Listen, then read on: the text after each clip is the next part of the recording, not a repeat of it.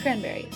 You know them, you love them, whether it be from this popular video, Here you go again, you say you want your freedom. Well, who am I to keep you down? or from the bright red gelatinous substance that appears on your dinner table once a year. But what do you really know about cranberries? Where they come from? What their significance is, and why they have become seemingly integral to an idealized American Thanksgiving feast? After watching this video, hopefully you'll have an answer to some of these questions. Less than 10 varieties of fruit are native to the United States, and even fewer are actually farmed today. Lucky for us, cranberries have made the cut. Cranberries have anti-inflammatory properties, which were recognized and utilized by Native Americans.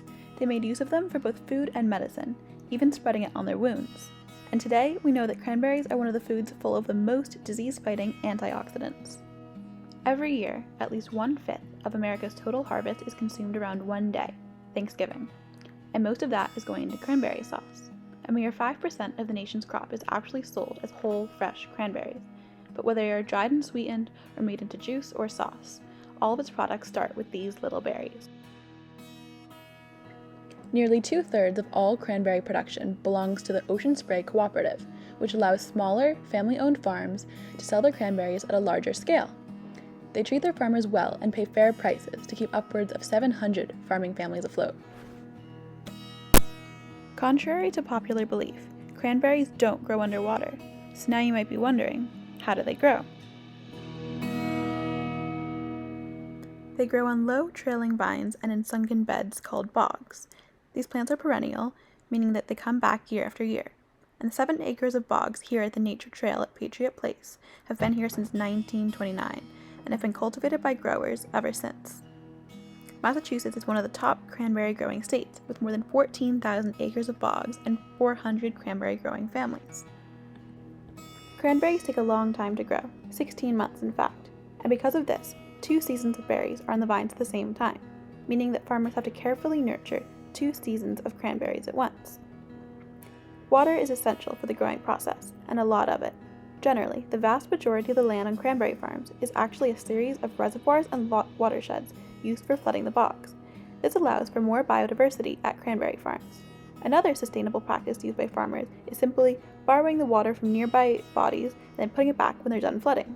Like I said before, cranberries grow on dry land, and they're only flooded twice a year. The first time is in the winter, when the plants go dormant. They use the blanket of water to protect and insulate themselves from the harsh winter weather. In the spring, when the bogs are drained, they bloom pink flowers, ready to be pollinated. By the summertime, the fruit begins to grow, first popping out white, later turning green, and finally red when they're harvested in the fall. To do this, the bogs are flooded for the second time, causing the berries to float up to the top of the water.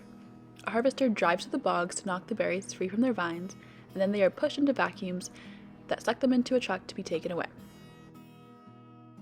Most cranberry products are processed with a lot of sugar because they're naturally tart.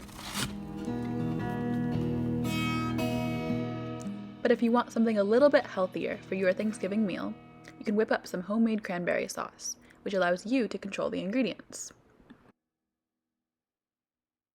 At my house, everything on the Thanksgiving table has a little twist to make it a little bit healthier.